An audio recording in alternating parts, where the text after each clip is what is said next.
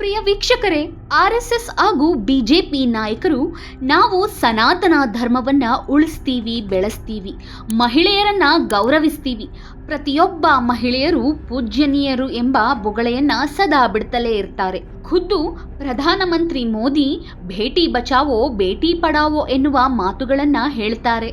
ಆದ್ರೆ ಇವರ ಮಾತುಗಳು ಕೇವಲ ಬೂಟಾಟಿಕೆಯಷ್ಟೇ.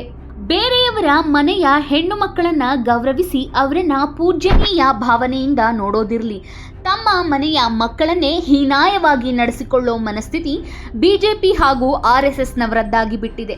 ಹೀಗಾಗಿಯೇ ತಾವು ಆಡೋದೊಂದು ಮಾಡೋದೊಂದು ಎನ್ನುವಂತೆ ಬಿಜೆಪಿ ನಾಯಕಿಯೊಬ್ಬರು ತಮ್ಮ ಪ್ರಿಯಕರನಿಗೆ ಕುಮ್ಮಕ್ಕು ನೀಡಿ 13 ವರ್ಷದ ಬಾಲಕಿ ಮೇಲೆ ಸಾಮೂಹಿಕ ಅತ್ಯಾಚಾರದ ನೀಚ ಕೃತ್ಯ ಎಸಗಿದ್ದಾಳೆ. ಹೌದು, ಈ ವಿಷಯವನ್ನ ನಿಮಗೆ ನಂಬೋದಕ್ಕೆ ಆಶ್ಚರ್ಯ ಆದ್ರೂ ಇದೇ ಸತ್ಯ. ಹರಿದ್ವಾರದ ಬಿಜೆಪಿ ಮಹಿಳಾ ಮೋರ್ಚಾದ ಮಾಜಿ ಅಧ್ಯಕ್ಷೆ ಅನಾಮಿಕಾ ಶರ್ಮಾ ತನ್ನ ಬಾಯ್ಫ್ರೆಂಡ್ ಸುಮಿತ್ ಪತ್ವಾಲ್ ಮತ್ತು ಆತನ ಸ್ನೇಹಿತ ಶುಭಂನ ಜೊತೆ ಸೇರಿ ತನ್ನ 13 ವರ್ಷದ ಮಗಳ ಮೇಲೆ ಸಾಮೂಹಿಕ ಅತ್ಯಾಚಾರ ನಡೆಸುವ ಹೀನ ಕೃತ್ಯ ಎಸಗಿದ್ದಾಳೆ. 2024ರವರೆಗೂ ಬಿಜೆಪಿ ಮಹಿಳಾ ಮೋರ್ಚಾದ ಅಧ್ಯಕ್ಷರಾಗಿದ್ದ ಅನಾಮಿಕಾ ಶರ್ಮಾ ಕೆಲವು ವರ್ಷಗಳ ಹಿಂದೆ ತನ್ನ ಗಂಡನಿಂದ ದೂರ ಆಗಿದ್ಲು. ಹೀಗಾಗಿ ಅನಾಮಿಕಾ ಮಗಳು ಆಕೆಯ ಅಪ್ಪನೊಂದಿಗೆ ಇರ್ತಾ ಇದ್ಲು. ಅಪರೂಪಕ್ಕೆ ಅನಾಮಿಕಾ ಮಗಳನ್ನ ತನ್ನ ಬಳಿ ಕರೆಸ್ಕೊಳ್ತಾ ಇದ್ಲು. ಹೀಗಾಗಿ ಮಾರ್ಚ್ ವೇಳೆ ತನ್ನ ಬಳಿಗೆ ಬಂದಿದ್ದ ಮಗಳನ್ನ ಹರಿದ್ವಾರ, ಬೃಂದಾವನ ಮತ್ತು ಆಗ್ರಾದಲ್ಲಿ ಮದ್ಯ ಕುಡಿಸಿ ಹಲವು ಬಾರಿ ಮಗಳ ಮೇಲೆ ಸುಮಿತ್ ಹಾಗೂ ಆತನ ಸ್ನೇಹಿತ ಶುಭಂನಿಂದ ಅತ್ಯಾಚಾರ ಮಾಡಿಸಿದ್ದಾಳೆ.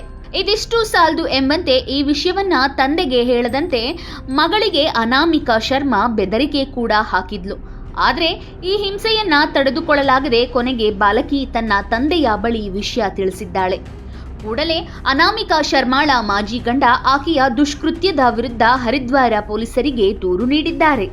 ಈ ಪ್ರಕರಣದ ಬಗ್ಗೆ ಸೂಕ್ತ ತನಿಖೆ ನಡೆಸಿದ ಹರಿದ್ವಾರದ ಪೊಲೀಸರು ಬಾಲಕಿಯನ್ನ ವೈದ್ಯಕೀಯ ಪರೀಕ್ಷೆಗೆ ಗುರಿಪಡಿಸಿ ಲೈಂಗಿಕ ದೌರ್ಜನ್ಯ ನಡೆಸಿರೋದನ್ನ ಖಚಿತಪಡಿಸಿಕೊಂಡ ಬಳಿಕ BNS section 70/2 gang rape, 351/3 criminal ಬೆದರಿಕೆ, 3/5 ಹಲವಾರು ವ್ಯಕ್ತಿಗಳಿಂದ ಕ್ರಿಮಿನಲ್ ಕೃತ್ಯ ಮತ್ತು ಫೋಕ್ಸೋ ಕಾಯ್ದೆಯ ಸಂಬಂಧಿತ ಸೆಕ್ಷನ್ಗಳ ಅಡಿಯಲ್ಲಿ ಪ್ರಕರಣ ದಾಖಲು ಮಾಡಿಕೊಂಡು ಬಿಜೆಪಿ ನಾಯಕಿ ಅನಾಮಿಕಾ ಶರ್ಮಾ ಹಾಗೂ ಆಕೆಯ ಬಾಯ್ಫ್ರೆಂಡ್ ಸುಮಿತ್ ಪತ್ವಾಲ್ನನ್ನ ಬಂಧಿಸಿದ್ದಾರೆ. ಪ್ರಿಯ ವೀಕ್ಷಕರೇ, ಬಿಜೆಪಿ ನಾಯಕರು ಹೇಗೆ ತನ್ನ ಮನೆಯ ಮಕ್ಕಳು ಸೇರಿ ಬೇರೆಯವರ ಮನೆಯ ಹೆಣ್ಣು ಮಕ್ಕಳನ್ನ ಕೆಟ್ಟದಾಗಿ ನಡೆಸಿಕೊಳ್ತಾರೆ ಅನ್ನೋದಕ್ಕೆ ಇದೊಂದೇ ಉದಾಹರಣೆ ಅಲ್ಲ. ಉತ್ತರಾಖಂಡದ ಬಿಜೆಪಿ ನಾಯಕನಾಗಿದ್ದ ವಿನೋದ್ ಆರ್ಯನ ಮಗ ಪುಲಕಿತ್ ಆರ್ಯ ಪೌರಿ ಗರ್ವಾಲ್ ಜಿಲ್ಲೆಯಲ್ಲಿರೋ ವನತಾರ ರೆಸಾರ್ಟ್ನಲ್ಲಿ 19 ವರ್ಷದ ಅಂಕಿತಾ ಭಂಡಾರಿ ಎಂಬ ಯುವತಿಯನ್ನ ದಾರುಣವಾಗಿ ಕೊಲೆ ಮಾಡಿ ಜೈಲು ಪಾಲಾಗಿದ್ದಾನೆ. ಇದಲ್ಲದೆ ಕಳೆದ ವಾರವಷ್ಟೇ ಉತ್ತರ ಪ್ರದೇಶದ ಮೈನಾಪುರಿಯ ಬಿಜೆಪಿ ನಾಯಕಿಯ ಮಗನೊಬ್ಬ ನೂರಾರು ಮಹಿಳೆಯರ ಮೇಲೆ ಲೈಂಗಿಕ ದೌರ್ಜನ್ಯ ಎಸಗಿದ್ದ ವಿಡಿಯೋ ಸೋಷಿಯಲ್ ಮೀಡಿಯಾದಲ್ಲಿ ವೈರಲ್ ಕೂಡ ಆಗ್ತಾ ಇದೆ.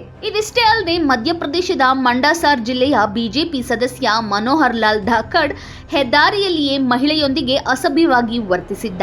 ಏನು, ಭಾರತದ ಕುಸ್ತಿ ಫೆಡರೇಷನ್ ಮಾಜಿ ಅಧ್ಯಕ್ಷ ಬ್ರಿಜ್ ಭೂಷಣ್ ಸಹ ಮಹಿಳಾ ಕುಸ್ತಿಪಟುಗಳ ಮೇಲೆ ಲೈಂಗಿಕ ದೌರ್ಜನ್ಯ ಎಸಗಿದ್ದ.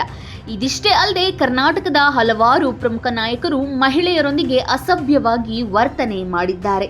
ಒಟ್ಟಾರೆ ಮಹಿಳೆಯರನ್ನ ನಾವು ಗೌರವಿಸ್ತೀವಿ, ಹಿಂದೂ ಮಹಿಳೆಯರನ್ನ ಯಾರೂ ಕಣ್ಣೆತ್ತಿ ನೋಡಬಾರ್ದು, ಹೆಣ್ಣು ಮಕ್ಕಳ ಸಬಲೀಕರಣಕ್ಕೆ ನಾವು ಆದ್ಯತೆ ನೀಡ್ತೀವಿ, ನಮ್ಮ ಸರ್ಕಾರದ ಆಡಳಿತದಲ್ಲಿ ಮಹಿಳೆಯರು ಅತ್ಯಂತ ಸುರಕ್ಷಿತವಾಗಿ ಇದ್ದಾರೆ ಎಂದೆಲ್ಲ ಬೊಗಳೆ ಬಿಡುವ ಬಿಜೆಪಿ ನಾಯಕರು ಮಹಿಳೆಯರ ಮೇಲೆ ದೌರ್ಜನ್ಯವನ್ನ ಪದೇ ಪದೇ ಎಸಗ್ತಾ ಇರೋದು ನಿಜಕ್ಕೂ ಖಂಡನೀಯ.